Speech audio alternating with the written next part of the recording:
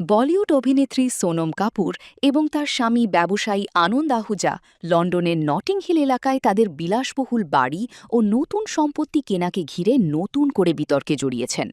বিদেশি গণমাধ্যমের প্রতিবেদনে বলা হয়েছে ২০২৩ সালে দম্পতি প্রায় ২৭০ কোটি রুপি ব্যয়ে প্রায় ২০০ বছরের পুরনো একটি ম্যানশন কেনেন। এরপর বাড়িটির ভিতরের অংশ সম্পূর্ণ নতুন করে পুনর্গঠনের পরিকল্পনা জমা দেন, যদিও বাইরের ঐতিহ্যবাহী কাঠামো অপরিবর্তিত রাখার কথা বলা হয়। প্রস্তাবিত নকশায় বেসমেন্টে সুইমিং পুল এবং ভূগর্ভস্থ বাস্কেটবল কোর্ট সহ বিলাসবহুল সুবিধা যুক্ত করার পরিকল্পনা ছিল। দীর্ঘ আইনি প্রক্রিয়া ও আপত্তির পর সম্প্রতি সেই নির্মাণ পরিকল্পনা অনুমোদন পেয়েছে বলে জানা গেছে। এরই মধ্যে নতুন করে বিতর্ক তৈরি হয়েছে পাশের একটি আবাসিক ভবনে ৫টি ফ্ল্যাট কেনা নিয়ে। অভিযোগ উঠেছে প্রায় ৫১ কোটি রুপি ব্যয়ে কেনা এসব ফ্ল্যাট ভবিষ্যতে দম্পতির কর্মীদের থাকার জন্য ব্যবহার করা হতে পারে, যা নিয়ে স্থানীয় বাসিন্দাদের মধ্যে অসন্তোষ দেখা দিয়েছে।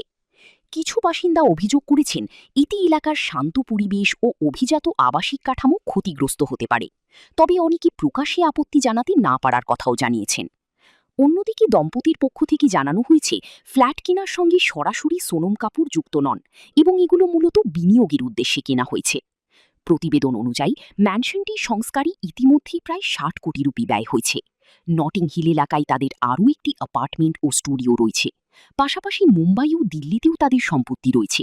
সোনম কাপুর ২০১৮ সালে ব্যবসায়ী আনন্দ আহুজাকে বিয়ে করেন। বর্তমানে তারা ২ সন্তানের জনক জননী।